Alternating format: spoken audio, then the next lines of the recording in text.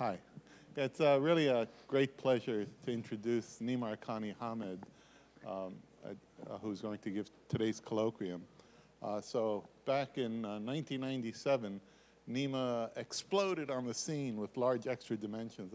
That's when he was a graduate student. And since then, he has continued for 30 years to be a leader and a rock star, I might add, in theoretical physics. Movie star. Movie star, actually, literally a movie star. Let me put in a little ad. The Particle Fever, it's a great movie. And he's been leading in beyond standard model physics, amplitudes, he's leading in that. And one thing he's known for is his remarkable originality and his clarity of lectures, which I think people in this school understand what I'm talking about. And he's won numerous awards, the Gribov Medal, the Sackler Prize, Breakthrough Prize, Sakurai Prize, and he's currently at the Institute for Advanced Study at Princeton, and it's really a great pleasure and an honor to introduce Nima. Please go ahead. Thank you very, very much. It's wonderful to be here. It's really fantastic to be at the school, of course, but I'm also really delighted to be able to talk about a subject that's very near and dear to my heart, which is the question of big new accelerators and the future of particle physics. And if you're a particle physicist in this room, then you know there's a kind of a background subtext behind this question of the future of particle physics that we'll come to in a moment. But before getting into any details, I just want to start off making the most zeroth order comment about why we're talking about accelerators, period. Why accelerators? And just to say the zeroth order answer, obvious answer first. Why accelerators?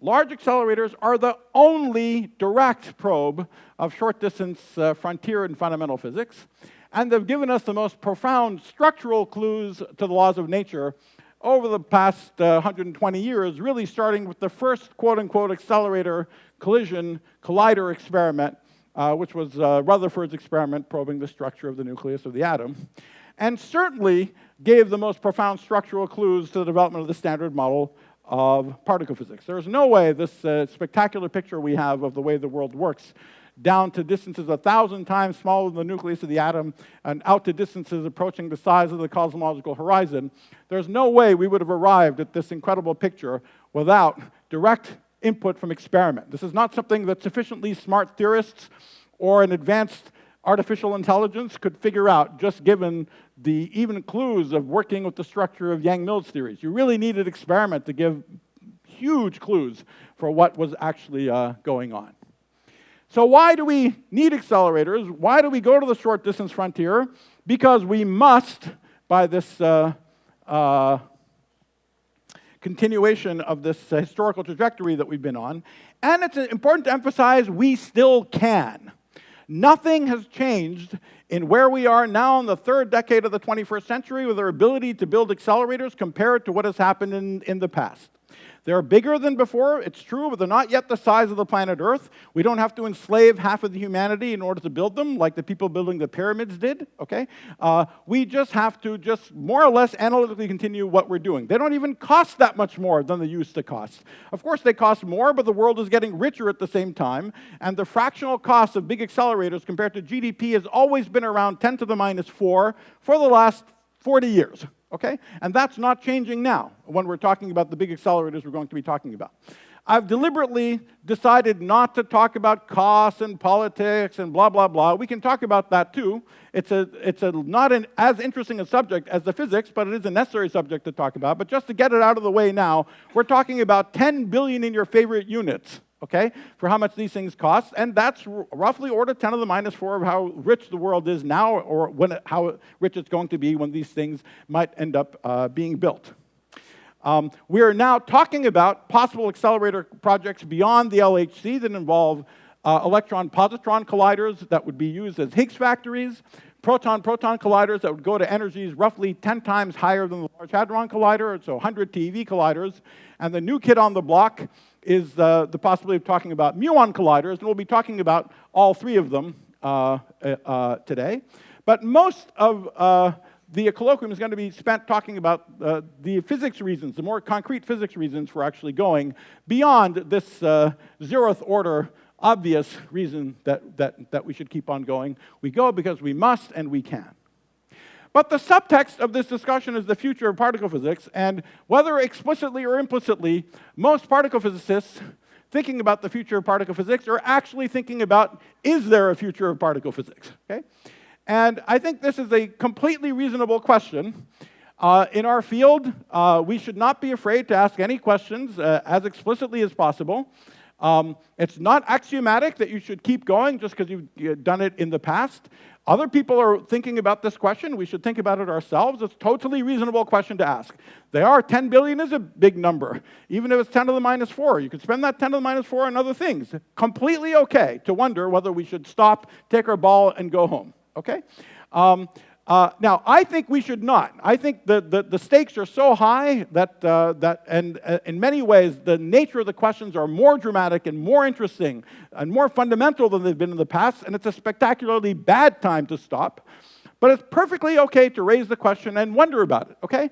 And the counter to this point of view, which is what some fraction of people outside particle physics, and I should say a decent fraction of people in particle physics, kind of think this. And if some of your particle physics friends look a little bit depressed or, they're moaning a little bit, this is in the back of their mind what they're moaning about. They say, look, we saw at the LHC only the Higgs particle, nothing else. The Higgs, so either way, pretty boring. It just confirmed a 50-year-old theory. So boring, yawn, right? It's so boring, right? That's all. We haven't seen anything else. And then they might go on to say, and then with just the Higgs and nothing else, we're not going to convince politicians to build another accelerator. It's going to be very hard. I've always thought this argument is hysterical, that we can't convince politicians. I'd like to imagine some politician sitting in the US in Congress saying, I wonder if the notion of Wilsonian naturalness was actually proven wrong by the LHC, so we should not build the next collider. Give me a fucking break, right? They don't know anything about anything, okay? They're not the ones who know whether it's exciting or not exciting. The people who make this argument, the real problem is that they themselves think that it's not exciting anymore. They themselves don't see the point, and they feel a little bad about it, so they want to blame the politicians for it. Politicians have zero idea whether it's scientifically interesting or not. It's up to the scientists to tell them what is or isn't interesting. So that's what I want to do today, really mostly, is tell you what I think the scientific issues are and why I personally think it's ridiculously exciting and extremely important to keep on going. But it depends on your attitude, what you want out of the subject, whether you do or don't want to be alive to see a bump in a plot that will take you to Stockholm. Okay, I don't care so much. Stockholm's nice. There are other nice places in the world. I don't care so much about a big bump in a plot that takes me to Stockholm. That's not the reason I've been in this business my entire life. And I'm totally happy to work on questions that I have no idea what will happen when they come to fruition. It might take decades, centuries. I don't care. I'm totally happy to devote my life to questions that are going to find a resolution beyond the horizon of my own mortality. Other people can have a different attitude toward it. I'm not making a judgment about it, but we have to realize that if we're in this business, we're in it for the long haul. And if you are in it for the long haul, I want to tell you what I think the stakes are and why it's absolutely imperative to keep on going. Okay, so I want to explain why this picture is wrong, that we've seen the Higgs and nothing else. And so the first part of this colloquium is going to be about the Higgs. I want to tell you why the Higgs is special. And this is not hype, I promise you. Okay, this is not that we discovered it, we have to make a big deal about it, but secretly we don't actually think it's that exciting. At least not for me. The Higgs is incredibly interesting, and it's really new physics. It's new physics in a much more profound sense than had we discovered some strong interactions, technicolor, bunch of resonances, some fraction of people would have been their greatest dream. I would have been super depressed if something like that happened, because we would learn nothing essentially new about the way nature works. We would find just a repetition of the same patterns we've seen elsewhere in particle physics and condensed matter physics and so on. The Higgs is totally unlike that. We've never seen anything like it in nature before, and it's more fundamentally new physics in a more profound structural way than other things that we've seen in the past. And that's the first thing that I want to explain. So I want to spend the kind of first half of this colloquium explaining the content of this slide. The Higgs is really new physics. It's the simplest possible elementary particle. And it's that very simplicity that makes it so deeply perplexing from a theoretical point of view. And in fact, this surprise from the LHC, that we've seen the Higgs and nothing else, is actually a very big deal. It's a challenge to the reductionist paradigm. It goes to the sort of heart of how we think we're supposed to explain phenomenon in fundamental physics. And the theorists are profoundly confused about it. Certainly, people like me who spent first 15 years of my intellectual life doing nothing but thinking about this physics all day long. This is sort of deeply shocking to a point of view about how these problems should be solved that theorists had been thinking about for 40 years. So theorists are profoundly confused about it, but when theorists are really confused, it's obvious what theorists should do. They should go away and think. It's also totally obvious what experimentalists should do. Ignore theorists and put the damn phenomenon that they're confused about under a microscope and study it to death. Okay, so that's the strategy for experiment, is to put the Higgs under a microscope and study it to death. All right, so let's now talk about why the Higgs is special. So why is the Higgs special? So let's go back again to talking about our subject. What is particle physics? To some people, particle physics is about understanding the ultimate constituents of matter. And okay, if that turns you on, all the more power to you. That was never what excited me about particle physics. In fact, I had to overcome this obstacle to get excited about particle physics, because this sounded like chemistry. And I sucked at chemistry, okay? So I didn't want to go to a like slightly, slight cousin of chemistry that instead of having, 100 elements had 15 particles with funny names, and it kind of bugged me for a little while. It seemed like boring in the same way chemistry did, okay? So apologies to chemists in the audience. That's not what particle physics is about to me. And to me, what particle physics is actually about goes back to the definition of what is a particle. What is a particle? Well, I think if you're a theoretical physicist, a high-energy theorist, you know the answer I'm going to give to this question in a sec. But most people think of a particle as, well, there's a ball.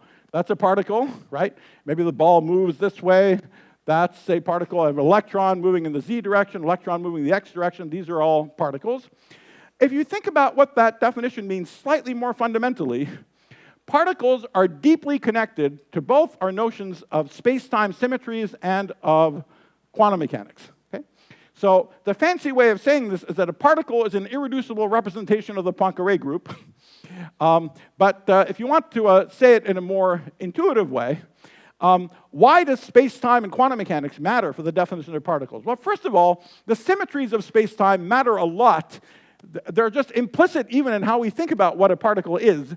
But the fact that we have symmetries like translations, rotations, and boosts is just hardwired into the very words that we use when we say the electron, right? So here's an electron. When the electron is sitting here, we call it an electron. When the electron is sitting 100 meters away, we still call it the electron. Why? Because there's translational invariance in the universe, right?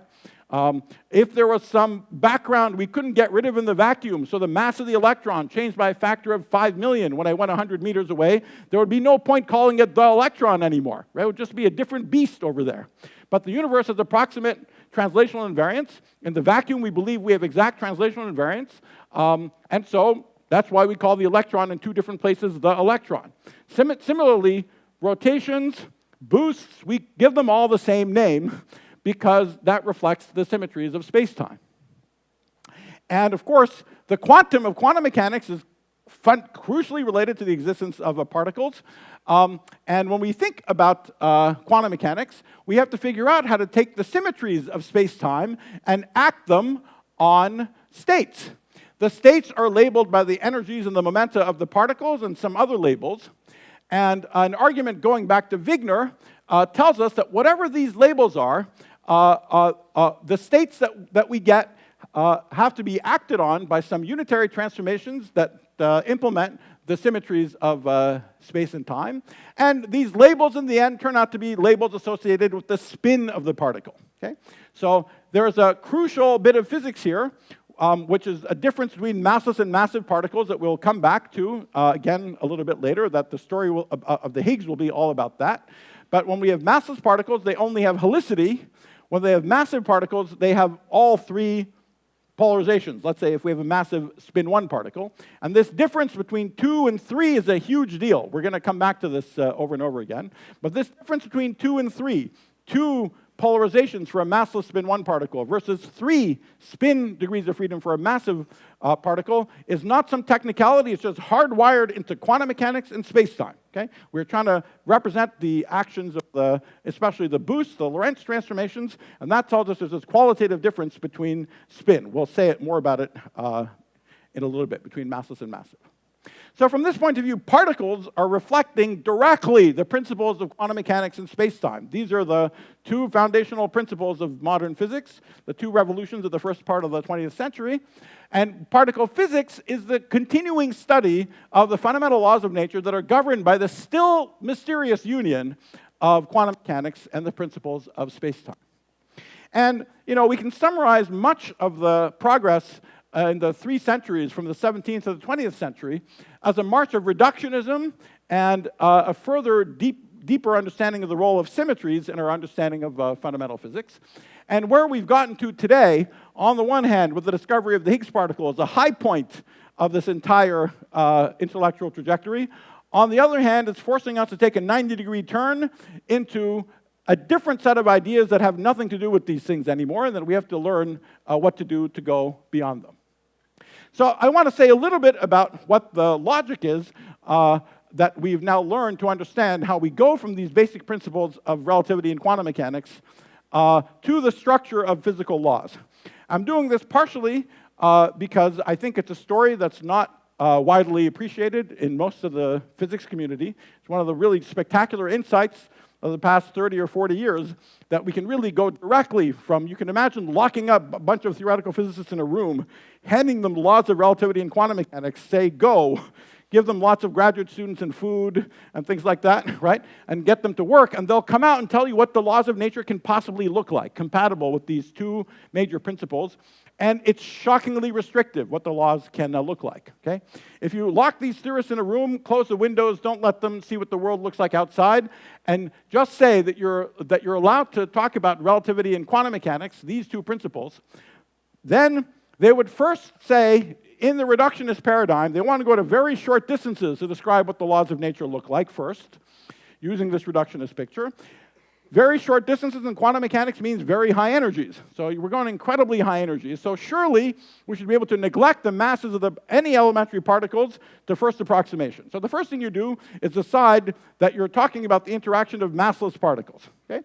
Now you want to take the interaction of massless particles compatible with relativity and quantum mechanics, and here is where the shocking restrictions begin to come in. Okay? It turns out that if you have relativity and quantum mechanics, and restrict yourself to talk about the dynamics of massless particles, you find that whatever the ultimate laws of nature are, we have no idea what they are. Whatever they are, there's gravity, whatever they are, at long enough distances, it's guaranteed that we'll have elementary particles whose dominant interactions are where 3 meet at a point in space-time. That's one thing. And 2, there's a tiny menu of allowed spins these particles can have. They can have spin 0, 1/2, 1, 3/2, and 2. That's it. Okay? And remarkably, for example, you find out that they would tell you this spin 2 guy is very special. You can only have 1 of them. You can't have 2 of them. Furthermore, this interaction strength that it has with all other particles has to be universal. It's gravity, of course. They haven't looked out the window. They don't know about falling elevators and Einstein and all the rest of it. But they discover that one of the consistent possibilities is what turns out to be general relativity, even though they've never heard of general relativity. They just know special relativity and quantum mechanics. Okay? But this is one of the things that comes out. And then that you can have a bunch of, up to 8 of these spin 3/2 particles. That's pretty interesting. You can have some number of these spin 1, but they turn out to have the very special structure. It's Yang-Mills theories, but they don't know that. This just comes out of their analysis of what's allowed with relativity and quantum mechanics, and so on. Okay, I've colored in black here the elementary particles that we sort of knew existed in nature before July 4th, 2012. Okay, before July 2012, we know about the graviton, we know about spin 1 particles like gluons and photons and so on, to the Yang-Mills structure, spin 1/2 particles like electrons, top quarks, and so on. And we had not seen nature yet take advantage of the possibility of elementary spin 0 particles or of elementary spin 3½ particles. That was the state of affairs on July 4th, 2012. All right, so this is the claim that these are the allowed theories that we can have. And I just want to give you just a sketch of an argument of how we can know this. I do this partially also because this colloquium is associated with this wonderful school on scattering amplitudes. And this is one of the beautiful things that we learn about nature, thinking about the fundamental simple properties of scattering amplitudes. So let's imagine to begin with that you're trying to restrict from first principles what the interactions between elementary particles can look like. So maybe the first process you would think about, the simplest process, is a scattering process where two elementary particles come in, they hit each other, and they go back out in some way. And let's imagine what the quantum mechanical amplitude for this process could look like. If you don't know anything else, it would be a function of the center of mass energy of the collision and maybe the angle with which the particles come out, right? So there's two variables, the center of mass energy and angle. And this looks complicated, right? I mean, it's a function of two variables. If I know nothing else, it's a complicated function of two variables. So this problem seems too hard. I can't determine it from first principles. But there's a slightly simpler problem that you can determine from first principles. This problem is so simple that most people don't think about it when they think about amplitudes. But it's the following. Imagine you have a massless particle now coming along, and I want to talk of the amplitude for this massless particle to split into two other massless particles. Now, by energy and momentum conservation, if the particles are massless, the only way the splitting can happen is if the two particles that are going out are exactly collinear with the particle that's going in. So that means that there is no room for angles in this problem. There's no dependence on the analog of angle. That was one of the variables that we had before, right? What about dependence on energy? Can it depend on energy? Well, beforehand, we had center of mass energy. But here, we just have one particle splitting into two. So could the answer depend on the energy of this particle? No, it cannot, because you go to a different frame of reference and its energy changes. Okay, so it can't depend on any angles, and it can't depend on any energies. What can it depend on? Nothing. Okay? In fact, it's entirely 100% determined by the symmetries of the problem. The only thing it can depend on are the spins of the particles, their polarizations. And the dependence on the polarizations is completely determined by Lorentz invariance, basically translations and Lorentz invariance. Okay?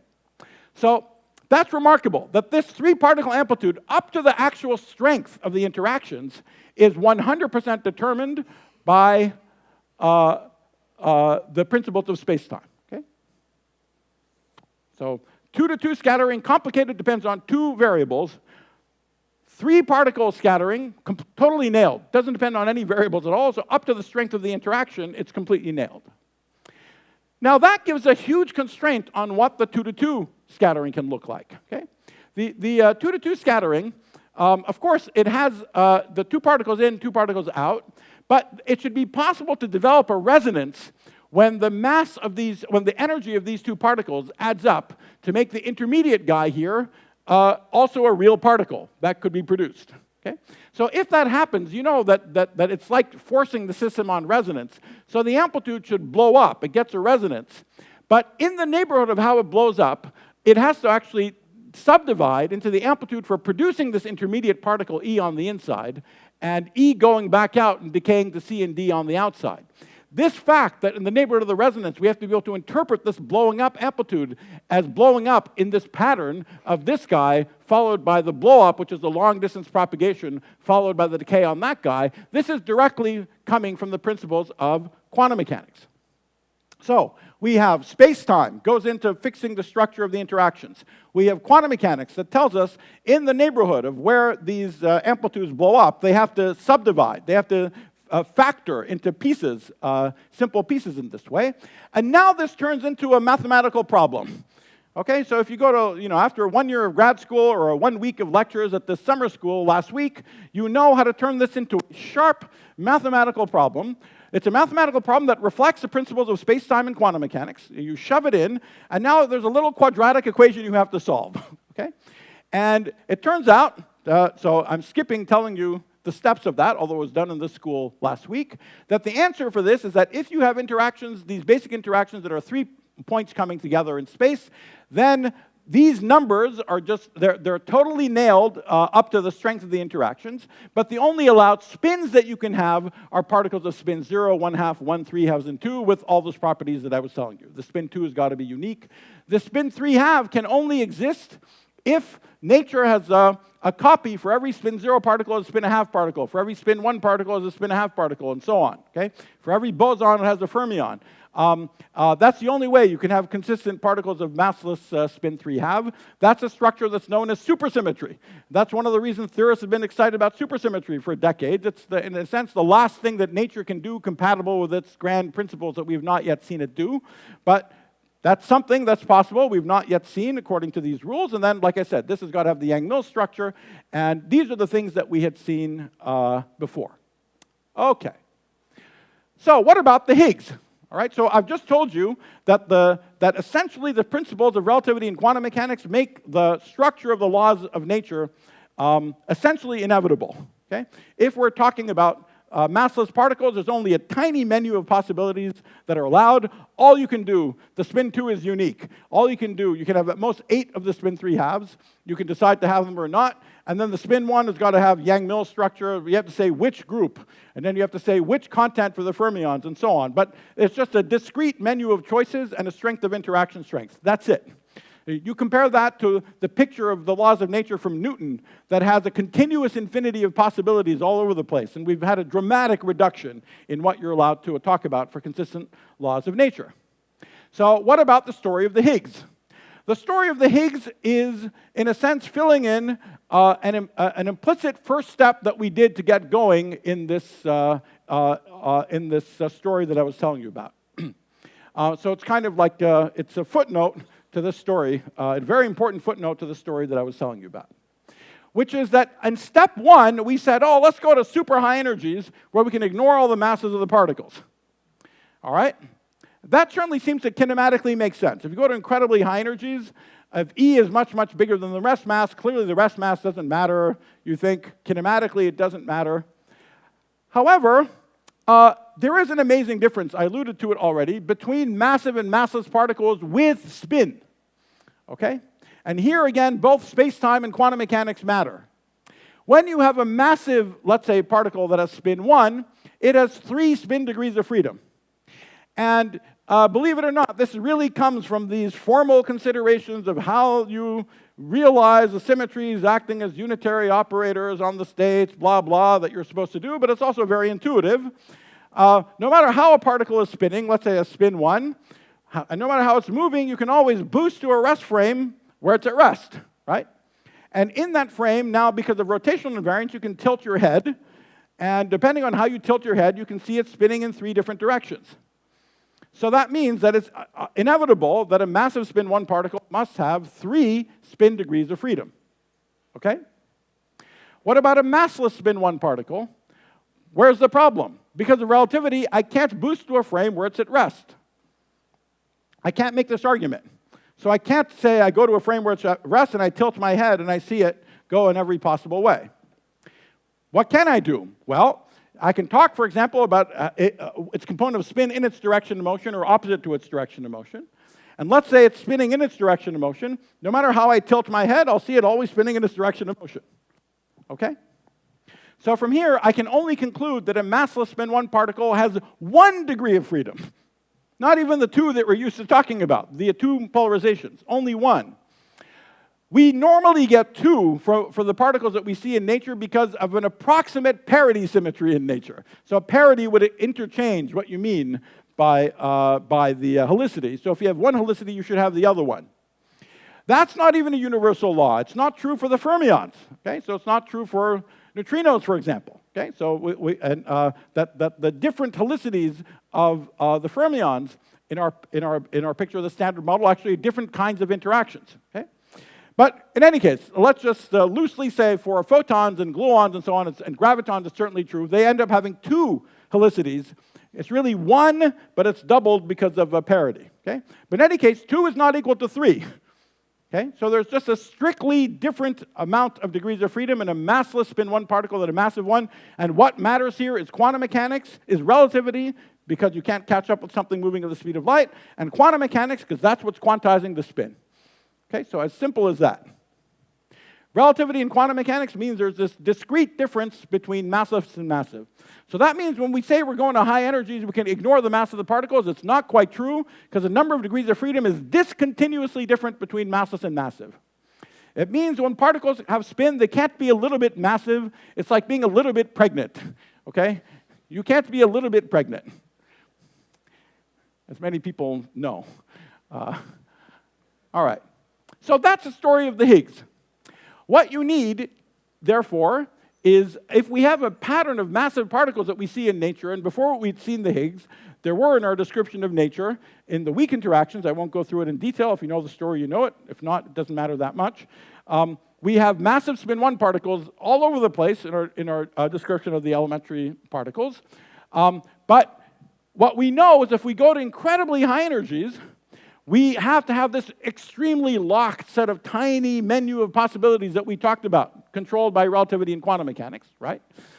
The question is now, how do we get there? How do we get to the incredibly high energies? And we can't just take the particles we see and just continue them and ignore the masses. If we did that, we'd just find that we did just not get the menu that we needed up there. The number of degrees of freedom was just wrong.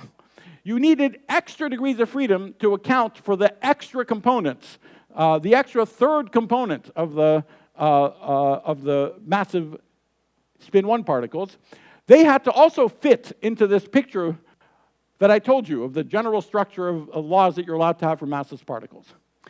And in order to do that, we needed to have something extra, something beyond just the particles that we had seen before.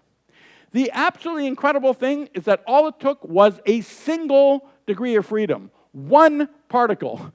Just a single particle was all that's needed in order to add to the things that we've seen before, such that taking that one particle together with everything else, then at incredibly high energies, gave us one of these very locked pictures that we talked about what the structure of massless elementary particles can look like.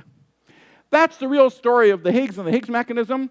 Those of you who have seen other versions of the story, maybe you've heard words like symmetry breaking and potentials that look like this, and some fluid that fills the universe or a condensate that fills the universe, and I'm sorry to tell you, this is mostly wrong, okay? Certainly the fluid that fills the universe is really terribly wrong. If you've heard that, you should please forget about that, because that sounds a lot like the ether. There's always a 12-year-old kid in the audience who said, isn't that like the ether? Didn't you physicists learn anything? And then you say, yes, yes, we know. It's not it's something that fills the universe that's not like the ether, so that's not very satisfying.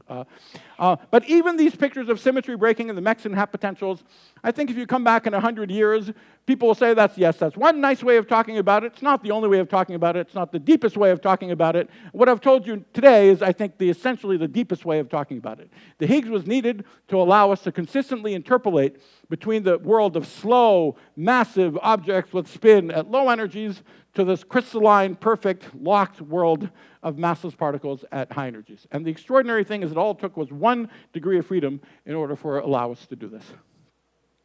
Now,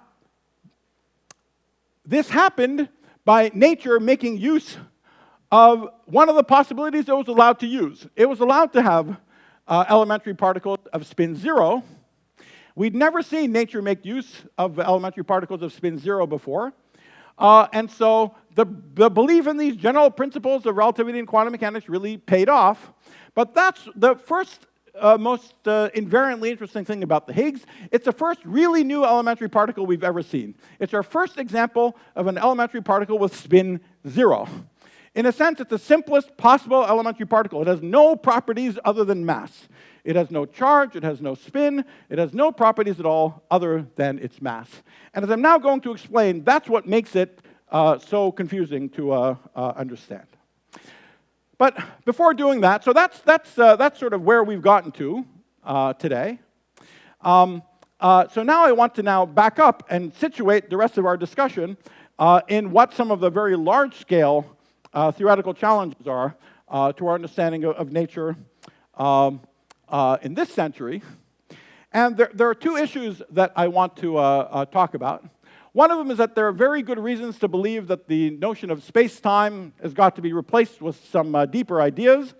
And this is very strongly connected to clear theoretical evidence we have already that the idea of reductionism is just wrong. Okay, we have to, the basic paradigm, the laws of nature are understood at arbitrarily short distances, and then everything emerges at longer distances.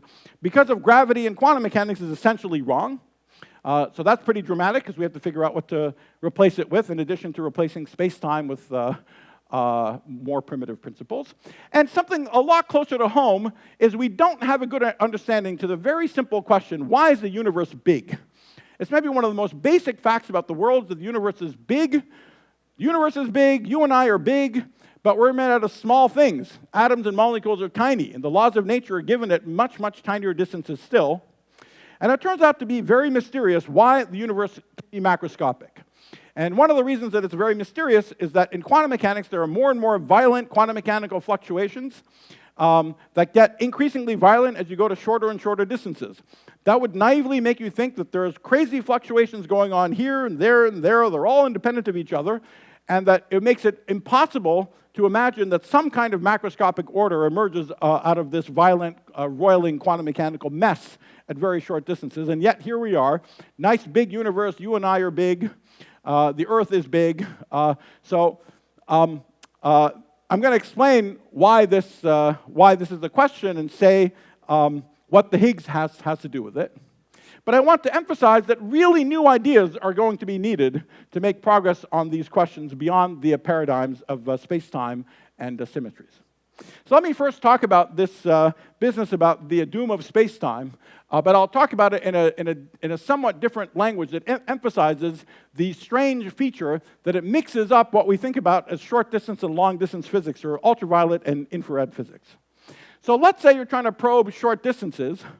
Because of quantum mechanics, you need, and the uncertainty principle, you need higher and higher energies. That's the irony, that to probe the tiniest distances we've ever probed in nature, we need to build the biggest machines that we've ever probed in order to do so. Okay, so we have to get 27-kilometer round things to probe the distances of 10 to the minus 17 centimeters at the LHC.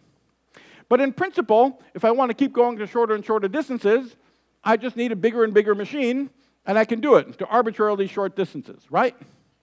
Well, this keeps going for a while, but eventually it stops. And it stops when you end up putting so much energy into such a tiny region of space that you can't ignore the effects of gravity anymore. Putting a huge amount of energy into a tiny region of space is equivalent to putting a huge amount of mass in a tiny region of space. And what do you know happens? If you put enough energy into a really tiny region of space, you're going to collapse the region into a black hole.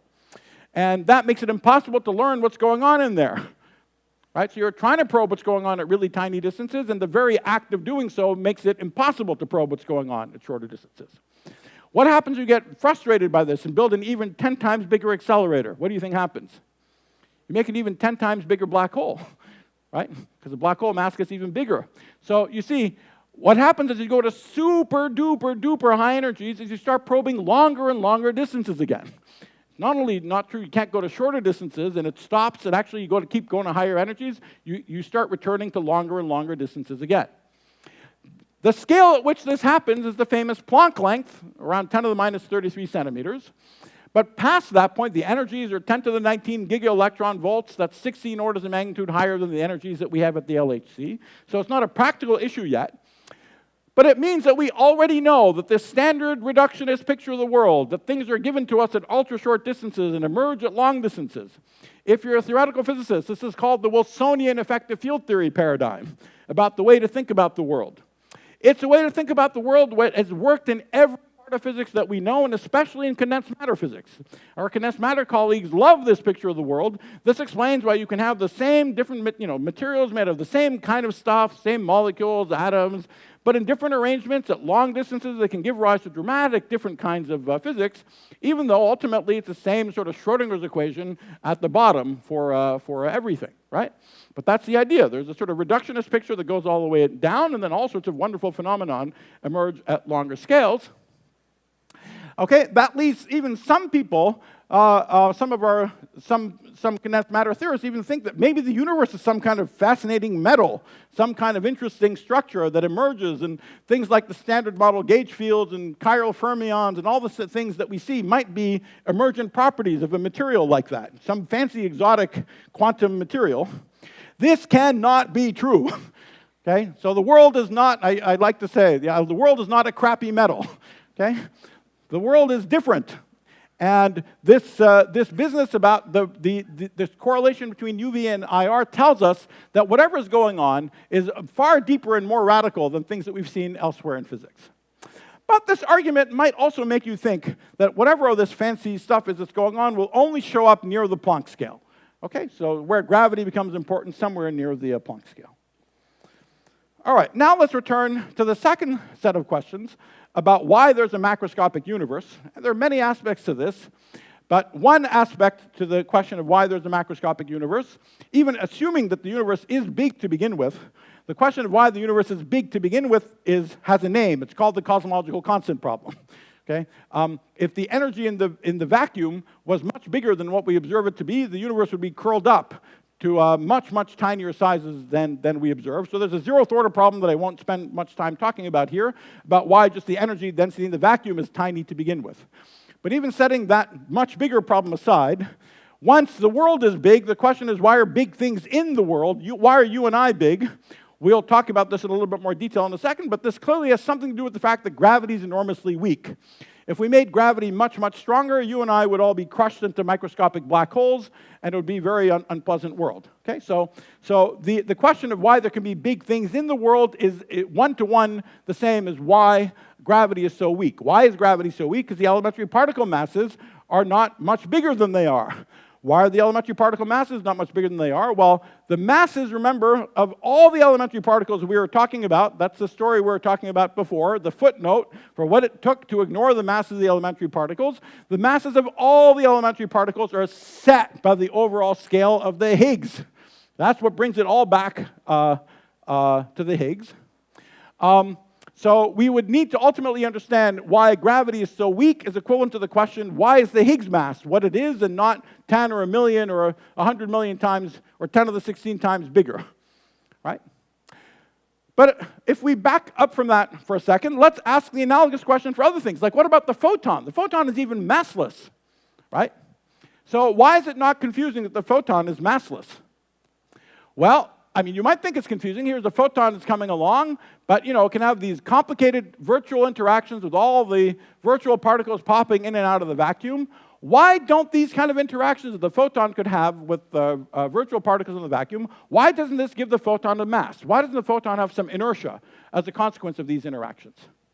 And the answer is very beautiful. It goes back to the same themes that we're talking about again and again.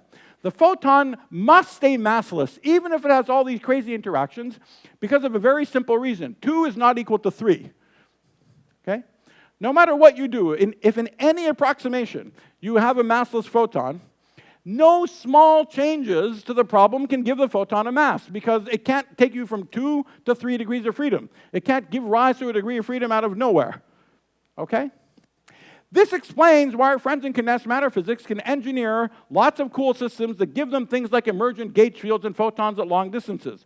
All you need to do is sort of get into the basis of attraction of the right kind of material, the right kind of system, and then if it's there, it's there. It's robust. Its existence is binary. It could be there or not be there, but if it's there, its existence is robust. I can't just remove it by making small changes. If I change the density of the material, change the pressure, change the temperature, I'm not going to change the existence of a massless spin 2 particle. Okay? Sorry? The mass of the neutrinos actually have a similar explanation. We can talk about the mass of the neutrinos if we come back to this question at the end. Okay?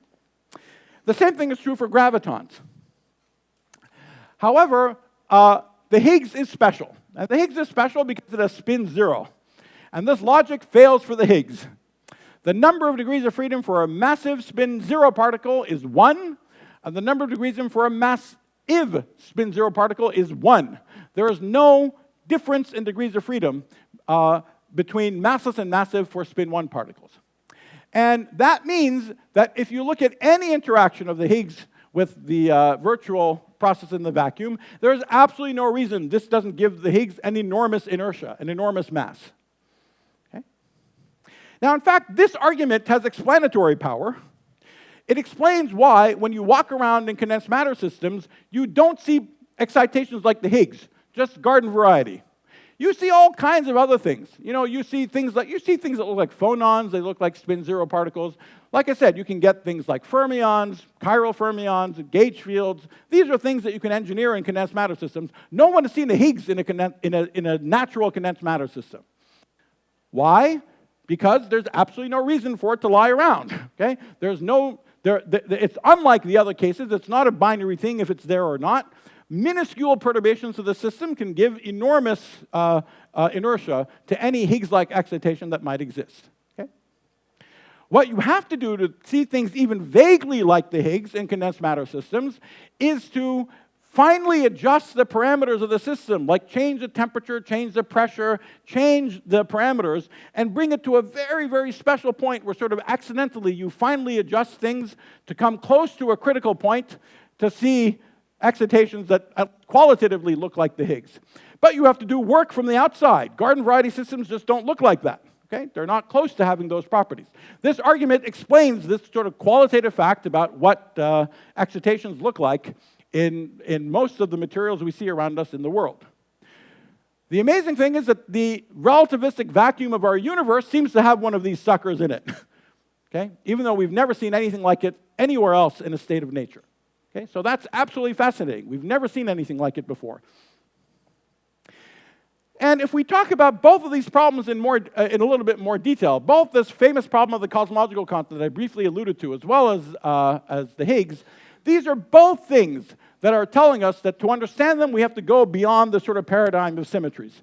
And both problems, when you look at them think about them slightly more detail, theoretically, have to do with this essential difficulty that there's nothing special that's happening. There's no difference in the amount of degrees of freedom or the amount of symmetries or anything as the quantity that we care about approaches to zero, which corresponds to the existence of macroscopic scale. So I just told you whether the Higgs mass squared is positive, zero, negative, makes no difference. It has 1 degree of freedom.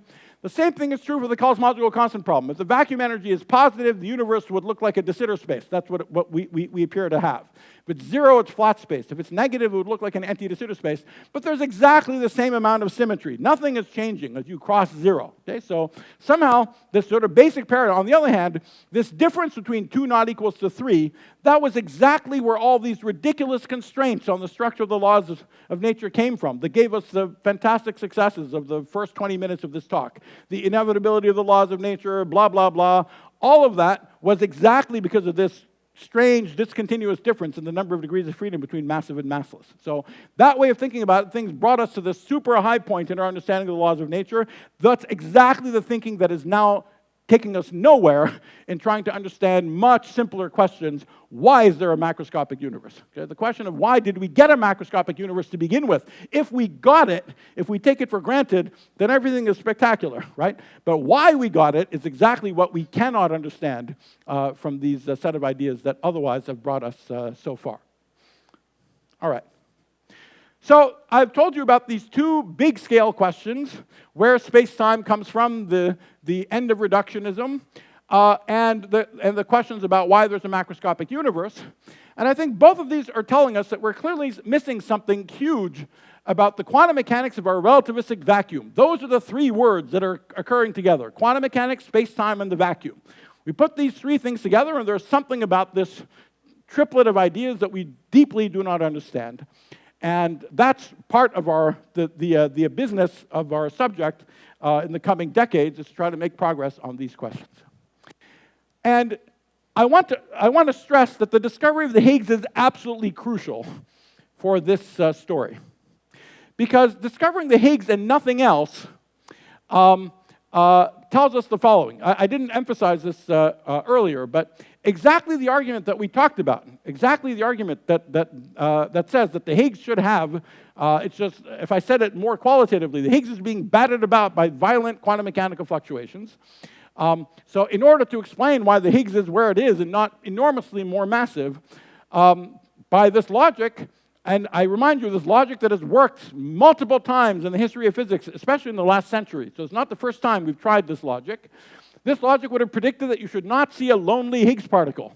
That in order to understand the origin of the mass of the Higgs, there has to be something that controls these violent quantum mechanical fluctuations. It's like seeing walking, I like to use this analogy, it's like walking to a room and seeing a pencil standing on its tip within 10 to the minus 100 degrees of vertical.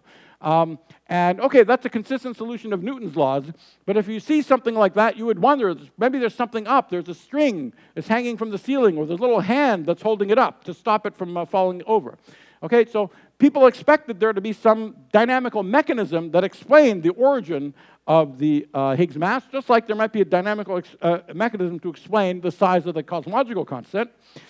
We knew that whatever was going on with the cosmological constant could not have this character because the length scale associated with the cosmological constant is really big. It's around a millimeter. And we can all do the experiment to see there's no new physics at the millimeter scale. There's no new physics at the millimeter scale by looking. So there's something unusual and strange about the cosmological constant, but a lot of theorists sort of put that aside. They say, okay, that's a much harder problem. We'll come back to solve that later. But the analogous thing for the Higgs, there should be some new physics that shows up right around the mass scale associated with the Higgs particle itself. That's what we've not seen at the Large Hadron Collider. Okay? So seeing the Higgs and nothing else is the first time in the last sort of century since we've been thinking about physics in this way, where we see some phenomenon at scale x whose explanation is not found at scale x.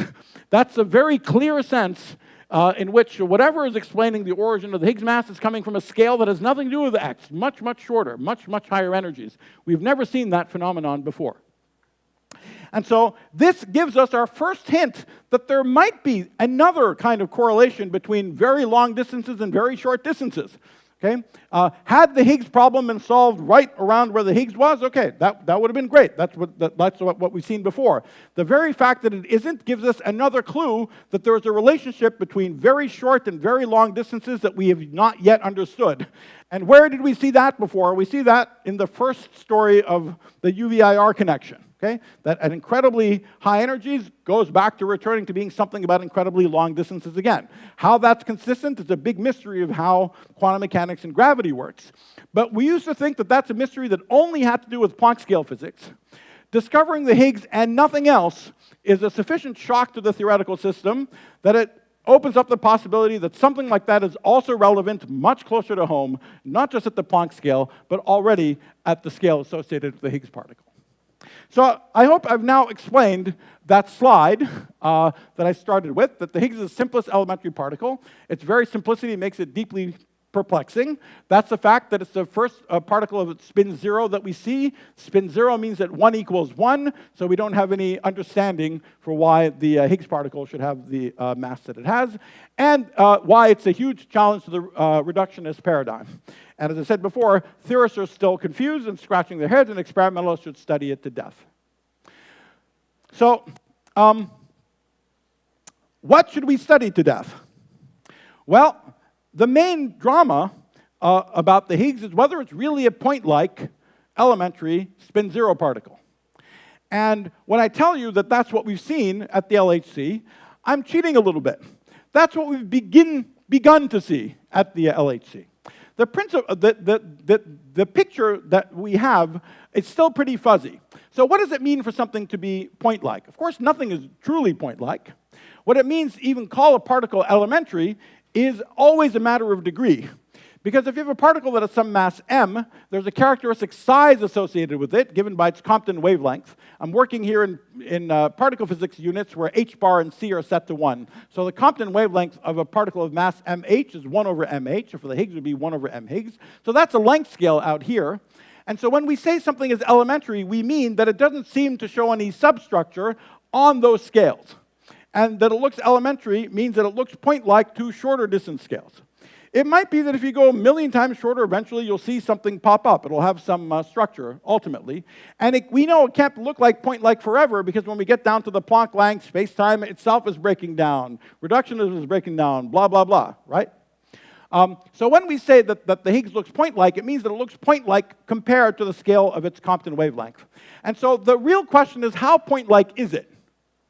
And in fact, if we go down one energy scale from the energy scale that we're at in particle physics today, the electroweak scale, if we go down one energy scale to nuclear physics gave us examples of exactly the same kind of object. So pions are the particles that mediate, at least effectively, the nuclear interactions between nucleons, between protons and neutrons. And pions roughly look like elementary spin-zero particles. The pion has a mass of around 135 million electron volts, 135 MeV, but the actual, on scales of 1 over 135 MeV, it looks approximately point-like. We can contrast this with the proton. The proton has a mass of around 1 GeV. 1 over 1 GeV is a length scale of around 10 to the minus 14 centimeters. At 10 to the minus 14 centimeters, the proton looks massively composite. Okay, it's just a big, messy ball around 10 to the minus 14 centimeter big, made out of quarks and gluons. Already at 10 to the minus 14 centimeters looks horrendously composite. Not the pion. At around 135 MeV, it looks perfectly point-like. You've got to go maybe about a factor of 5, 6 shorter distances before you ultimately see that the pion is in fact a composite. It's made out of quarks and antiquarks, and the first hint that it's a composite has to do with its interaction with the rho meson at around 770 MeV. Okay, so the pion over this sort of distance of a factor of 5, 6 actually does look like a point-like particle. And it's not the end of reductionism, blah, blah, blah. It just, just delayed a little bit by a factor of 5, 6, and ends up being composite after all. Very interesting that it's composite. We study it. It has a lot to do with the structure of the strong interactions. Not boring at all, but definitely not the same level of drama of point-like scalars mean all the other fancy things I was telling you about earlier. Now, what do we know about the Higgs? What we know about the Higgs today, and what we'll know about the Higgs after the LHC is finished running, will tell us basically the same picture. Okay? We know that the mass of the Higgs is 125 GeV, so about 1,000 times heavier than the mass of the pion, and we'll have probed it to distances roughly at the TeV scale. So we will know about how composite it is roughly at 1 over 1 TeV, the same kind of separation.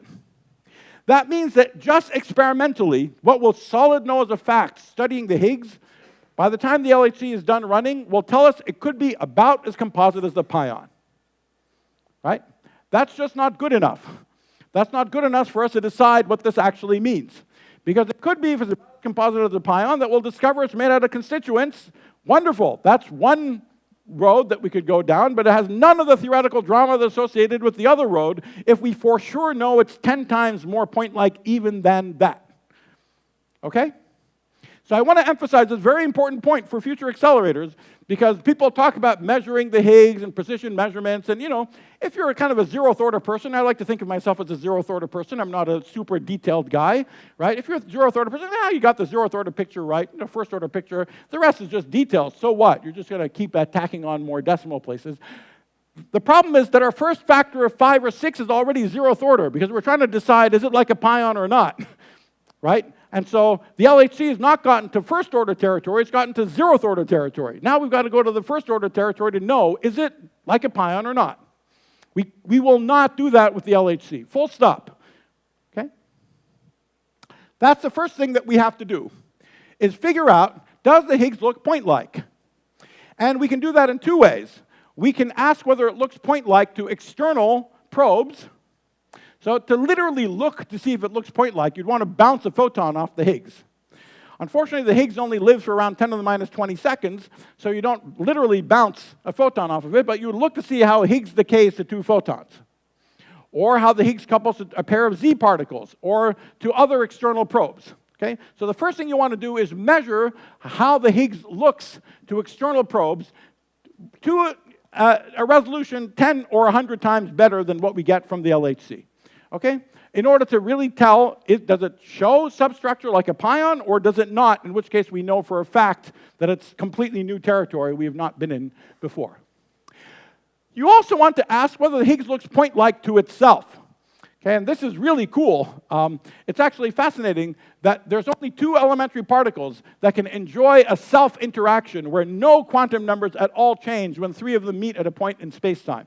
Every other process where this happens, gluons, electroweak particles, everything else, there's some quantum number that always changes. There's only 2 particles, because of the principles of relativity and quantum mechanics, that can enjoy a self-interaction. Spin 0 and spin 2. So the graviton can also enjoy this self-interaction, but that interaction is so ridiculously tiny, no one will ever measure it. So this is also the very simplest possible interaction we've never seen before in nature. And it'll tell us whether the Higgs looks point-like to itself. All right, so these are the things that we need to do. And we also want to ask questions like, does the Higgs couple to anything else?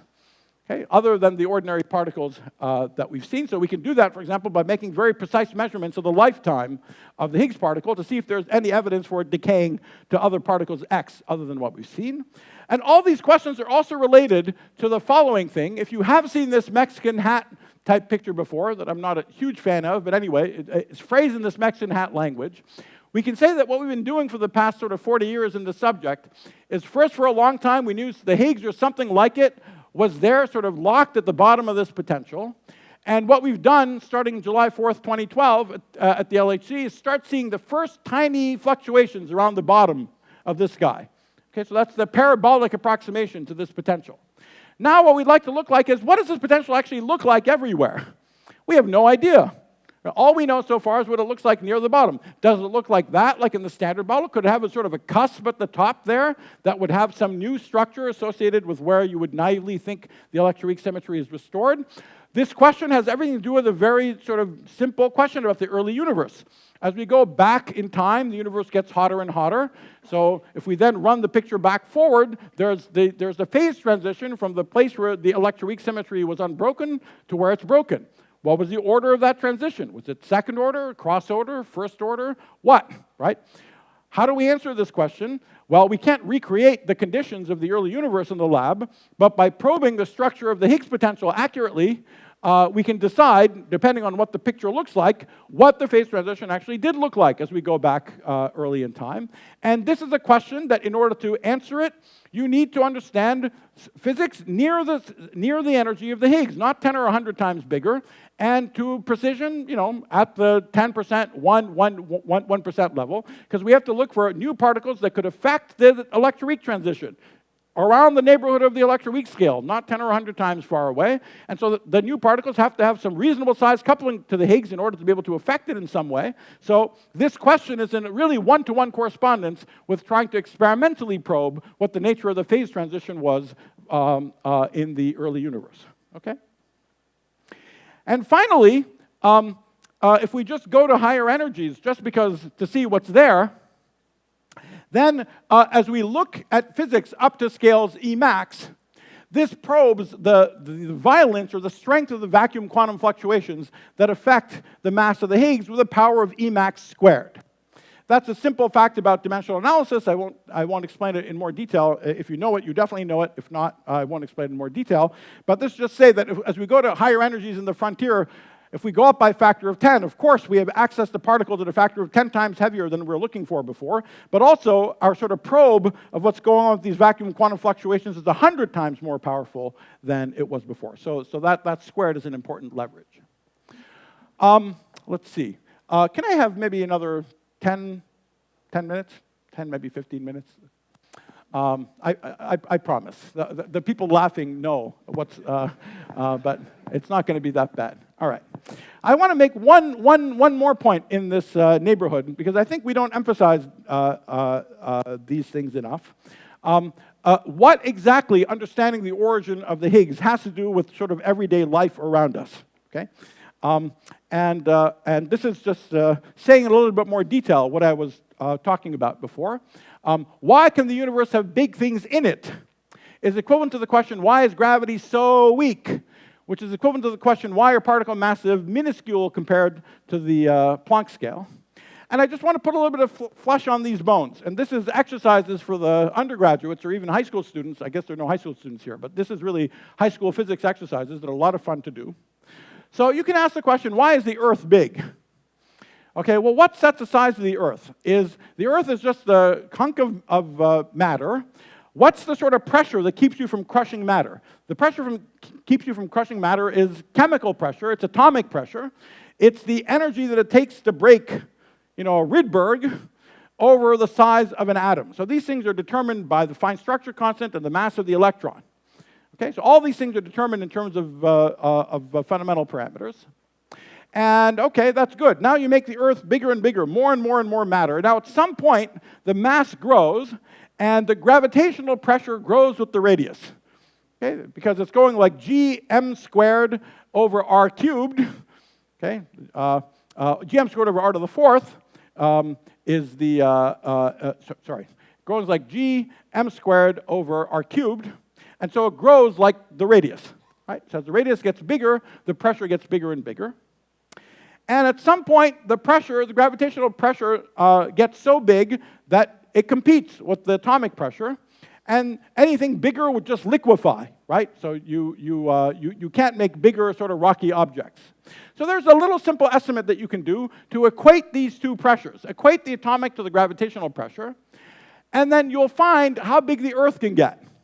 And you find the following beautiful formula, that the size of the Earth is exactly bigger than the size of the atom by precisely the ratio by which electricity is strong compared to the gravitational force. Okay? So that ratio is alpha divided by g Newton times the mass of the proton squared. That ratio is around 10 to the 36. And the square root of that ratio is 10 to the 18. And indeed, the size of the Earth is 10 to the 10 centimeters. The size of the atom is 10 to the minus 8 centimeters. And the size of the Earth is pretty much 10 to the 18 times bigger than that. Okay? So the reason why the Earth is big, even though atoms are small, is directly a reflection of the weakness of gravity. Okay? Why are elephants big? Why aren't elephants as big as the Earth? In fact, this argument is better for Brontosaurus. But anyway, why are elephants big? Well, why do you think elephants can't get as big as the Earth? You see, elephants have to walk around, okay? So way before you liquefy the whole elephant, something else happens. As they're walking around, there's enough pressure that you break the bonds along an area's worth of their bones, and that's also bad, because then they fall over, okay? So that means that it's not, you don't need so much pressure to break every bond, you just need to break the area's worth of bonds. And if you go through the same argument, you find it's exactly the same estimate, except because it's an area and not a volume, you get the 2/3 power of this number. So instead of getting to the 1/2, you get 1/2 to the 2/3, which is 1/3. You shove that in. Size of the elephant, this ratio is now 10 to the 12. Okay, 10 to the 4 centimeters, 100 meters. Elephants are not 100 meters tall, but they're 10 meters tall. And this is pretty close to the right answer. And that's because, they don't want to get close to this limit where they're about to break their bones at any moment. Okay, so they want to have a little bit of give. But it's a little bit better for T-Rex and Brontosaurus and things like that.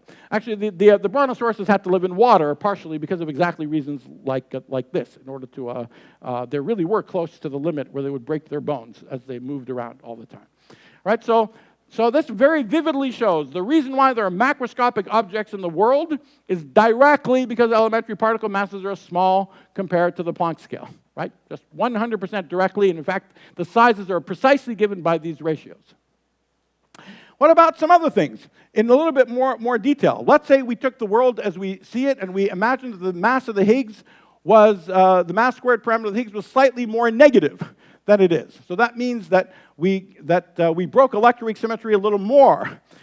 How would the world change? Well, it turns out that if we did nothing other than take our equations of the Standard Model and we make the mass squared of the Higgs more negative, very quickly the world looks dramatically different than it does now. In fact, if you make the size of the so-called vacuum expectation value of the Higgs only 3 times bigger, the world changes dramatically. What happens in the real world, you see, if you're a kid in high school or in college learning nuclear physics, it's very confusing. I was very confused by nuclear physics when I was a kid. And it turns out because nuclear physics is a fine-tuned, complicated system. And it's confusing why some nuclei bind, some nuclei don't bind, and so on. The reason for all this is just a total coincidence. Okay? if you make the neutron is heavier than the proton. A neutron in outer space decays in 15 minutes. How come it doesn't decay inside nuclei? The reason is that the mass difference between the neutron and proton accidentally is small compared to nuclear binding energies, sort of comparable to nuclear binding energies. If you make the Higgs VEV just 3 times bigger, the down quark gets heavier than the up quark, more heavier than the up quark. The neutron-proton mass difference increases to the point where it exceeds nuclear binding energies, and then they can't even survive in nuclei. Already, if you just make the Higgs VEV 3 times bigger than it is, okay? And that world would have nothing but hydrogen in it.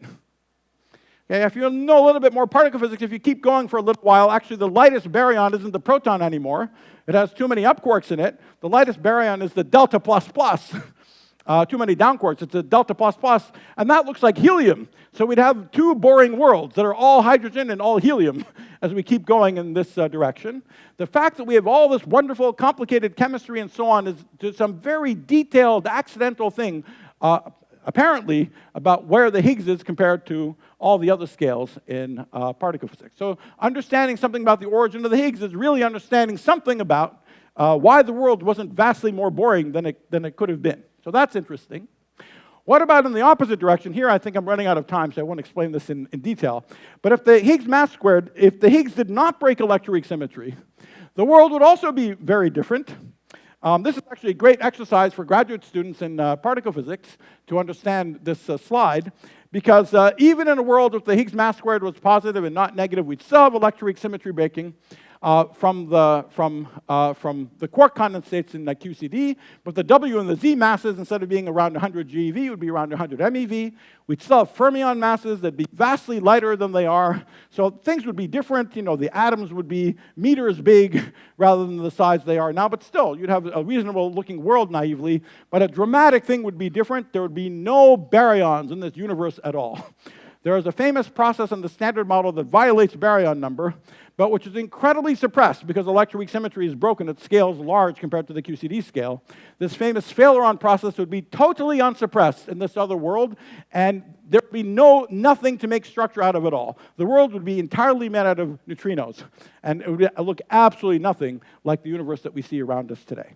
So in either direction, we make tiny variations in either direction, what the world looks like dramatically changes. So understanding something about the origin of the Higgs is telling us something about this. All right, so this entire colloquium, I've spent longer on this than I thought I would, but everything so far has been about why the Higgs is special and why studying the Higgs to death is special. I just want to say a few things about other things beyond the Higgs and other things that we can learn by going to higher energies. So one of them is that if we go to much higher energies compared to the electroweak scale, something interesting begins to happen that we have not yet seen. So we know that if we go to incredibly high energies, we're supposed to have the restoration of electroweak symmetry. And one of many things that should be associated with this is that we should see something that looks like the classical radiation, but electroweak radiation, okay? Now, how do you think about radiation? Well, I mean, if you're a classical person, radiation is just this picture. You have a bunch of charged particles coming in, something collides, some acceleration happens, the charged particles are going out. And why do we get radiation? It's simply because the Coulomb field, which naively, if the particle is going straight, there's some Coulomb field associated with it. If the particle trajectory bends, then far away by relativity, you can't know yet that the Coulomb field should be different than the one it would have had if it kept moving in its direction of motion. Super far in the future, of course, you should know that it's related to the Coulomb field, the new Coulomb field that it has going out in the direction that it's going in. And so you have to match these 2 different Coulomb fields. And so this is a picture in Ed Purcell's electrodynamics book. There's a shell where you have to switch from one Coulomb field to the other, which is where the radiation lives, okay? And so that's a very simple picture, and that's why what the radiation looks like is either beamed in the direction of the initial state and the direction of the final state, because that's where the sort of kink happens in where these 2 Coulomb fields have to meet up with each other. Okay, so that's a classical picture of radiation. The quantum mechanical way that we talk about it is in the language of Feynman diagrams, and radiation is associated with just emitting many photons, okay? So very naively, if you know that the strength of the fine structure constant is a small number, like 1 over 137, you would think that the probability or amplitude for emitting more and more photons would be more and more small, right? So why do we nonetheless emit lots and lots of photons? Well, there's a figure of merit. There's a figure of merit that tells you when you transition from sort of single photon emission to a picture of classical radiation. And it's the following thing. It's known as the Sudakov logarithm. It's when alpha multiplied by the logarithm squared of the typical energy of the radiation divided by a typical mass scale in the problem becomes of order 1. When this quantity becomes of order 1, then you transition from a picture of single photon emission to genuine classical radiation. When does this happen for the electroweak interactions? Well, the typical mass scale is the mass of the W or the Z particle, and the energy scale is around 10 TeV. So if you want to see in collisions, when you start seeing essentially classical electroweak radiation, we have not yet seen it at the LHC because of this phenomenon of alpha log squared, you've got to get up to about the 10 TeV scale. Okay, so 10 TeV scale is where you start beginning to see really electroweak symmetry restored and behaving like it should. And of course, it's novel because it's unlike QED, we see all the non-abelian phenomenon associated with the splitting of W and Z particles as well. All right, so that's another qualitative phenomenon that we see if we go a factor 10 higher energy. We really start seeing how electroweak symmetry is actually directly restored. What about particles beyond the Higgs? And here I want to say absolutely 100% it is not guaranteed that we'll see particles beyond the Higgs.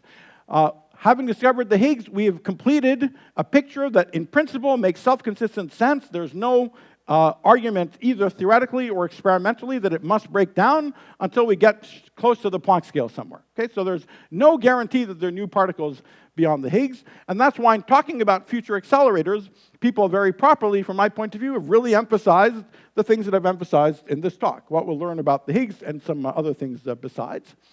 But I do want to stress that there are well-motivated pictures, and many pictures that were proposed and actively studied long before the LHC. So it's not a matter of people changing their tune after the theories have been ruled out, moving the goalposts. These are things that people were already actively talking about before the LHC that are in perfectly fine shape. They still make predictions. They're not been ruled out by the LHC. In fact, some of them have gained a tiny bit of support from what we've seen from the LHC. And in these pictures, there are good reasons why the LHC would have missed new particles, but that a 10 TeV collider would see them, and not 100 or 1,000 or 1,000,000. So it's not a matter of continuing to move the goalposts, but there are reasonable pictures where we would have expected to not see physics at the LHC, but see physics at the 10 TeV scale. So maybe the most canonical example is dark matter. So a lot of you have probably heard about WIMP dark matter. And there's even some sense out there that WIMP dark matters are in trouble or have been ruled out by experiment, and a lot of activity in particle physics phenomenology is looking at a 90 order magnitude parameter space for where dark matter could be for everything other than WIMPs. And that's great activity. I'm very happy that people are doing it, but it is absolutely false that WIMPs are in trouble. Okay? In fact, the very, very simplest model of WIMPs, the very first ones that anyone would have written down, are beautifully alive and well. Okay? If the W in WIMP really stands for the weak interactions, these are supposed to be weakly interacting massive particles, then from day one, when you propose these ideas, you could make a prediction for what the mass should be in order for the dark matter particles to have the right thermal relic abundance. And the mass, for example, if the dark matter was an electroweak doublet particle or an electroweak triplet particle, was never in the neighborhood of hundreds of GeV. It would be 1 TeV if it was a doublet or 3 TeV if it was a triplet. Okay? Furthermore, the direct interactions that these particles could have with matter, for very simple reasons, are just tiny, for no reason for a theorist hiding the particle or doing some clever manipulation to avoid detection. Just out of the box, they have tiny direct detection cross-sections. So these particles are too heavy to make it the LHC, And their interaction with material in direct detection experiments is just tiny. The cross-sections associated with these WIMPs are around 10 to the minus 47 centimeters squared, which are near the famous neutrino floor of the direct detection experiments. They might see these things at the very, very, very end of their runs if they're very lucky. Okay? All right, and these are the very simplest models. Why were people not talking about these simplest models for 30 years? Because people wanted to have new particles to explain the origin of the Higgs. Those new particles should be near hundreds of GeV, not near TeVs. So in those pictures, and the dark matter tends to be the lightest particle in this new sector. So if the lightest particle is at 1 or 3 TeV, there's no way in hell it's explaining the origin of the Higgs the way people wanted to. That's exactly the big surprise. We haven't explained the origin of the Higgs the way people expected to, but that means that we're perfectly free to go back to these simplest pictures of WIMPs and not the more Baroque and complicated ones. It's the Baroque complicated models of WIMPs that have been ruled out. The very simplest models are perfectly alive and well, but the simplest models could not have been seen at the LHC and have not yet been seen in direct detection experiments. Beyond dark matter, but actually partly motivated by it, there are other pictures for physics beyond the standard model. If I had longer, I would spend quite a bit of time talking about this slide. My own personal picture for what's going on with the world since well before the LHC, back in 2004, 2005, was an unusual version of supersymmetry. An unusual version of the supersymmetric standard model where the spin zero partners of the standard model were 100 or 1,000 times heavier than the spin a half partners. The spin a half partners, the gauginos and perhaps the Higgsinos, would have to be down at the down at the TeV scale in order to account for dark matter, but the scalars could be much, much heavier. And this picture was already talked about back in the mid-2000s when I first gave talks about the subject. I was yelled at conferences for daring to speak about a picture of the supersymmetric world that might not explain the origin of the Higgs in the standard way that everyone expected that it would. But this is one of very, very few pictures proposed before the LHC which is not dead. Okay, in fact, it's slightly more alive than it was before because it made a very clear experimental prediction that the mass of the Higgs should be between 120 and 135 GeV. And 125 GeV, it's perfectly fine. Okay? So if you put a gun to my head in the middle of the night and say, what I think is going on in the world, this is what I think is going on. And it has a lot of it explains a lot of other things, big things, small things. As I said, it's worth a whole colloquium of its own to talk about this picture of split SUSY. But this is a picture where you cannot make the particles you can make the fermions, 1 or 3 TeV, that's fine. You can make the scalars are 100, 1,000 times heavier than that, that's okay. But you can't make the whole thing 10 times heavier on top of that. The predictions will then be wrong. The Higgs mass comes out wrong. Okay, so this is a good example of something well before the LHC where we expected, roughly half of the parameter space, we might have seen the gluino already. And the other half, we would not. So the fact that we haven't seen the particles is perfectly fine, but we must see things at the 10 TeV scale if this picture is right. Okay?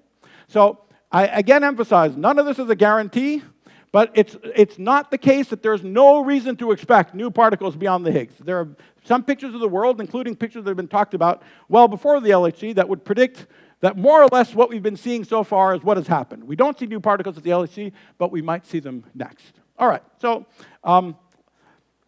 there are many other examples like this, but what I want to emphasize is a general point, is that it's the ideas from the 80s and 90s that have been killed or on life support from the LHC. And there's also a narrative that this is like a very humongous shock and no one saw it coming. And this is also not true because there were lots of clues well before the LHC. I'd say a solid minority of theorists, definitely including me, but most certainly not only including me. I'd say sort of 30% of theorists who thought seriously about these things and stared at the data knew there was something wrong with this party line, that for sure we're going to see supersymmetry, we'd turn on the machine, there would be, the background, supersymmetry would be background, we'd have to subtract over everything else. So it's not even that shocking. given the data that we knew ahead of time. It's generally shocking because we've never seen anything like it before, but it's not. But there's clues to it coming experimentally ahead of time. And there are other theories that were proposed in the 2000s at the present that are alive and well, and some that have even gained support from the LHC. So many have good reasons, not just the ones that I told you about, for no signals at the LHC, but new particles at the 10 TeV scale. All right. So now let me end by telling you something about the future colliders. Right. So what? So I think there's an amazing vision here that's been pursued for the past 8 years now, quite actively, for one program which is about big circular machines. Okay? So the idea is to build a big circular collider around 100 kilometers around, a big ring around 100 kilometers around, and in this ring you could do two things. First, you could collide electrons and positrons with a center of mass energy around 240 GeV. That number is chosen to maximize the production cross-section for the Higgs. And by doing this, make millions of Higgs particles in an ultra-clean environment. Okay? You collide E plus E minus, they're elementary particles, and so it's a very clean environment. By doing this, you can probe, you can do these experiments where you do external probes of the Higgs with precision 10 to 100 times that of the LHC. And there is a reach for new particles that goes up around to the mass scale of the machine. Okay, so of course that's not a big number here, so it's more about these position couplings of the Higgs. Later in the same machine, you collide protons. In the same ring, you collide protons up to 100 TeV. For that, you'll want to wait to make the strongest magnets you possibly can. So regardless, you would want to do this first. And everyone's plan now, this is being actively talked about at CERN and also in China. Everyone's plan is to now begin with the Higgs factory and eventually go to 100 TeV collisions. And there are good reasons for doing this. Now, with 100 TeV collisions, you produce billions of Higgs particles in a messier environment, but still billions is a big number, and that's a big enough number that you could actually discover and measure the triple Higgs interaction to see whether the Higgs looks point-like to itself. We'll barely know if that interaction exists at all at the LHC. That's one of the big goals of the high luminosity program at the LHC is to sort of establish that this thing is there or not. We'll measure it to the percent level at a 100 TeV collider. Okay? And again, the distinction between these two things is that this is a clean environment, this is messy and rich. Colliding protons is messy and rich. That means you have lots and lots of different initial states depending on the configuration of quarks and gluons that you find on the inside. And that's related to the fact that we've got to go to the 100 TeV to probe the 10 TeV scale. The sort of mass reach gives up roughly a factor of 10, given the sort of messiness of the constituents of the proton and in this story. All right, the new kid on the block that I'll say a little bit about are muon colliders. And if they're possible, if muon colliders are possible, they absolutely rock. This sentence has been true for 20, 30, 40 years, but I want to explain a little bit about them. So first, muons are very familiar elementary particles. They have a mass around 200 times the mass of the electron. They decay in around a millionth of a second, and they're copiously produced in cosmic rays. There's around 200 per meter squared per second here, right now. Okay, and the idea is to take these particles that decay in a millionth of a second and not let them decay, to accelerate them to 0.999999999 times the speed of light, to make them live longer by relativity, and to collide the hell out of them in order to probe the 10 TeV scale. Now, why is it so useful to do this with muons? Muons are an interesting intermediate between electrons and protons. Okay? They are heavier than electrons, which means they're 100 times heavier than electrons, which means when you put them around a circular ring, the power that they lose by synchrotron radiation, the famous synchrotron formula that goes like acceleration squared, has a 1 over radius squared. Okay, as 1 over radius squared, but also a gamma to the 4th factor, so it goes like the energy over mass to the 4th. So if you make something 200 times heavier than the electron, it loses 10 to the 9 times less power per revolution than electrons do. So that's why it's way easier to make muons go around in a circle than electrons.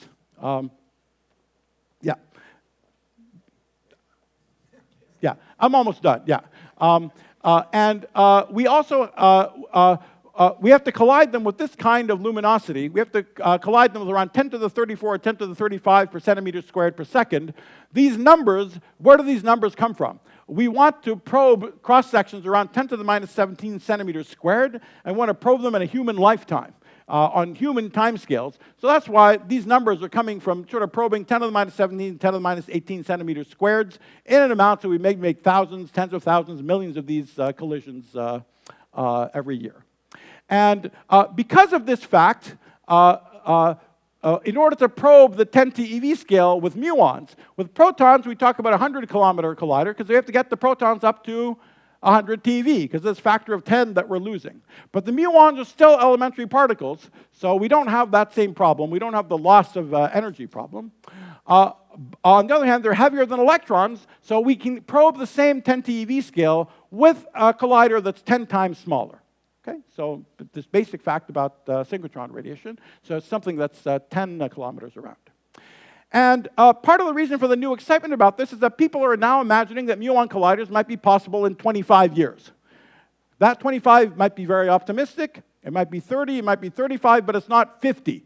Okay, so there's a binary thing whether you think it's possible or not, but if you think it is possible, if you believe the optimism, then it's going to happen within the lifetime of the people in this room. I mean, I'll be dead unless I go to the gym or something, right? But it's not something that's beyond the horizon of your careers. Okay, it's something that you'll be the bosses by the time it starts happening. All right. And what's beautiful about them is the muon colliders are really two machines in one. They have the advantages of electron-positron and proton-proton collisions. They have the same clean environment and high precision of E plus E minus colliders. So for example, you can produce 10 million clean Higgs particles in a muon collider, but also get to the high energy of the proton-proton collider, which gives a robust probe of the 10 TeV scale physics. And a beautiful piece of physics is that they have a rich initial state as well. They have a rich initial state for exactly the reason we talked about, this copious electroweak radiation. This copious electroweak radiation means that when muons collide, you should not think about a muon collider as just colliding muons. In this collision, you're actually radiating W and Z particles. So the initial state is a rich combination of the muon as well as all the W and Z radiation that surrounds it.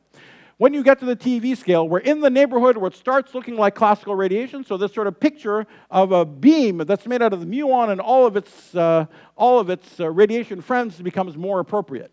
So in the same sense that the LHC is a gluon collider, we can think about the muons as really an electroweak vector boson collider. But unlike the LHC, where this is all mired in the complexities of strong interaction physics, all of this physics is completely calculable by theorists in principle, and we can understand it.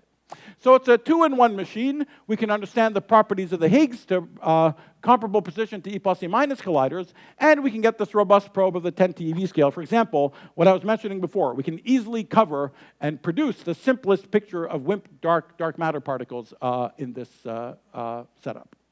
There's a variety of challenges in making a muon collider happen, which I won't talk about here because I have challenges of ending right now, okay? But anyone wants to hear more about the difficulties with the muon collider as well as the new reasons for optimism, why they can be overcome, we can subvert the system here of the man, and you can ask a question about it, okay?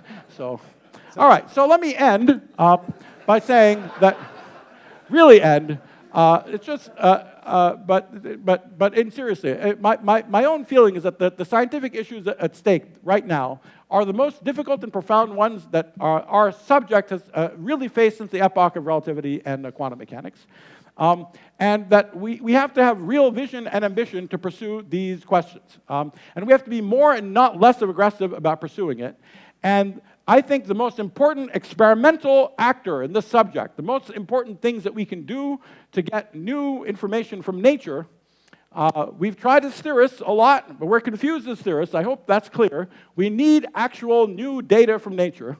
And the best thing we can do is go to higher energies in the region in some of the ways that I outlined. So thank you very much, and thanks for your patience.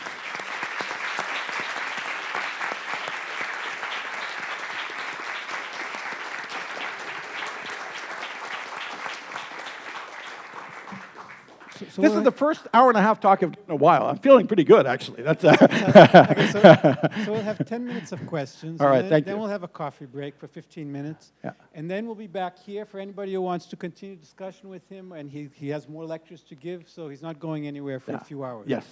But let's take 10 minutes of questions now, and then we'll have a coffee break. Yeah, go ahead. I start? Okay. Thank you for the lecture. So my question is, beyond scale comparisons, cosmology, and SUSY, do you believe the Higgs field could be related in some yet to be understood, not really a way to gravity in some fundamental sense? Well, I mean, that's I think one of the things that I was alluding to is that if there's some kind of UVIR connection at play in understanding the origin of the large scales in nature, then somehow all these things are related to a gravity. That was not the picture anyone, I mean, we had a strange picture for a long time. People have known about this funny UVIR fact about gravity for ages. It sure looks like it should have something to say about the cosmological constant problem or maybe the hierarchy problem because it exactly subverts the standard Wilsonian paradigm. But people said, oh, it's only at the Planck scale, so can't have anything to do with it, right? And that's why there was this sort of cognitive dissonance that, okay, there is this funny thing that could have something to do with these problems, but will not have anything to do with it at the Planck scale, and then we'll solve these other problems some other way.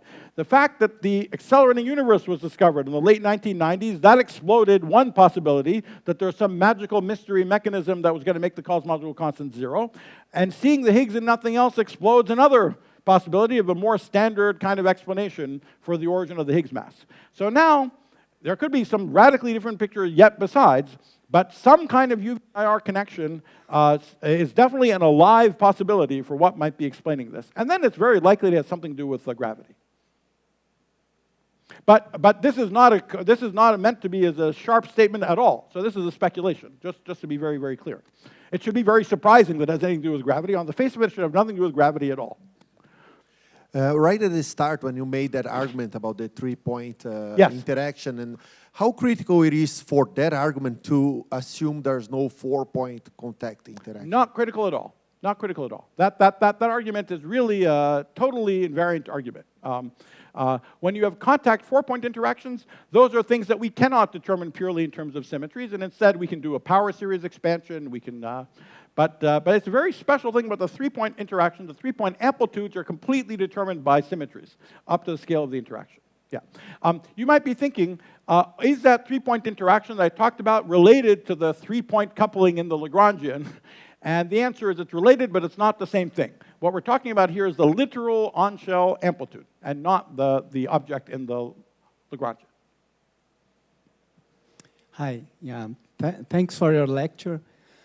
It was very clear, but so my question will be somehow I'm confused because of your cleanness. Oh, good. So you start your lecture saying that we should have without experiment, it was impossible for intelligent artificial, for IA, or for only the theorists to devise the standard model, or yes. the knowledge that we have. Yes. Then you put some graduate students and put some food there, yes. and yes. they make out yes, all right. of the good things that we yes, know. Yes, yes, that's right. and somehow I see the contradiction you're talking about. Yes, yes. Well, you know, theorists are simultaneously the most arrogant and the most humble creatures on the planet. So that, well, because the things we understand incredibly well, and the things that we don't understand, I hate to channel Donald Rumsfeld, but the things that we don't understand, we also understand very well what we don't understand. So we can say very sharply what the mysteries are that we don't understand. What I said before, but I think you're alluding to the historical comment that I was making, and there, so much of the confusion of the dynamics of the standard model had exactly to do with what happens as you go to long distances, okay?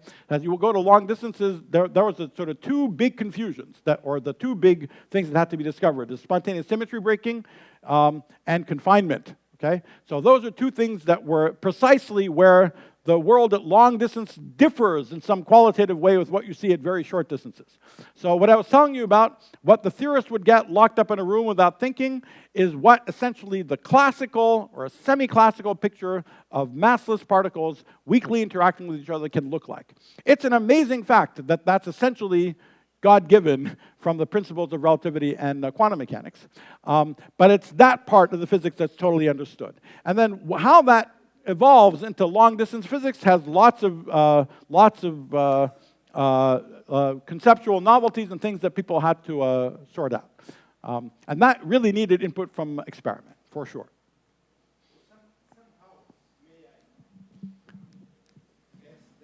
And sorry, maybe I can say one more point. I mean, this happens in physics all the time, that theorists are confused for a long time, and then you understand something.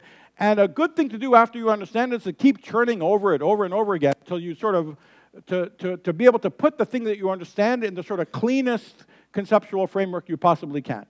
So that sometimes will take you quite far from the original way that you understood it. But it's important to do that, so you understand in the most geodesic possible way how the principles turn into the part of the physics that you understand perfectly. So that's, and even historically, the argument that I told you was not understood till well after the standard model was established. So it was not even something, it was something, this is one of the quiet revolutions that sort of a Weinberg understood 80% of it, and then, you know, this whole amplitudes program has understood it more and more. Different people understood different aspects of it. I'd say only in the last 20, 25 years do we say it as perfectly sharply as I just explained now. But definitely was not available before the standard model was set. Okay, so we couldn't even have inverted the history the way you were imagining doing.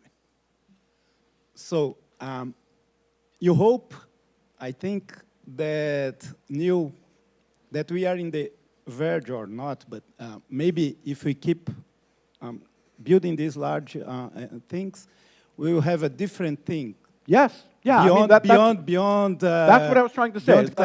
Beyond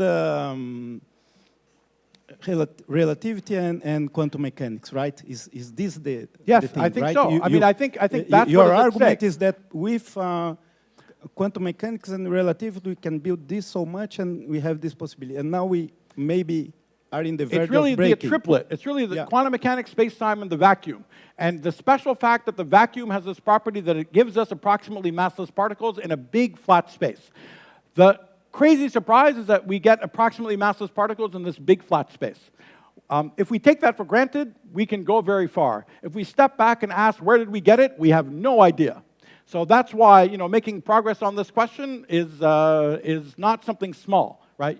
And it has a different character answer than the ones that we use so far, where we assumed the starting point. Now we're trying to take a step back and see where the starting point came from, because it's deeply confusing where it came from. It's very interesting that what makes it deeply confusing is not related, it's not unrelated to what made it so powerful in the other direction.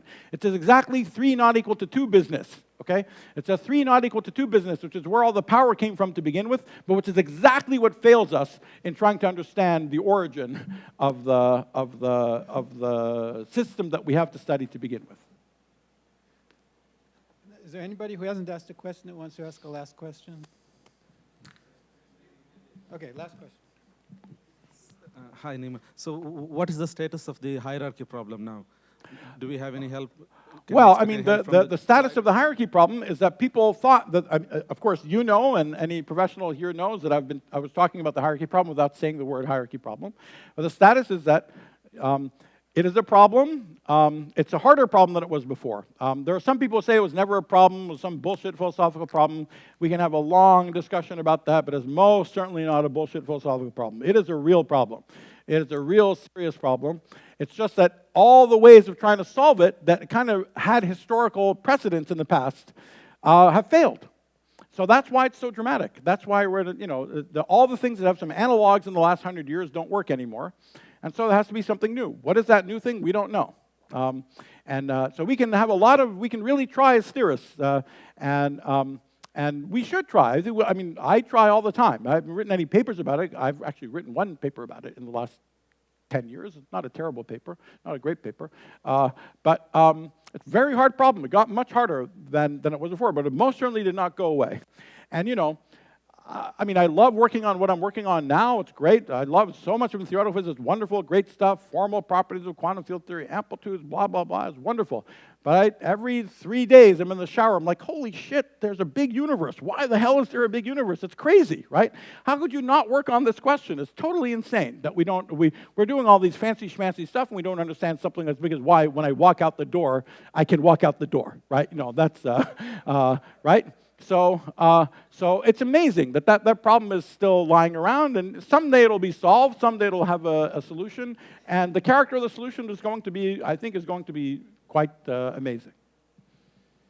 Okay, so let's thank Nima again, and then there's a coffee break.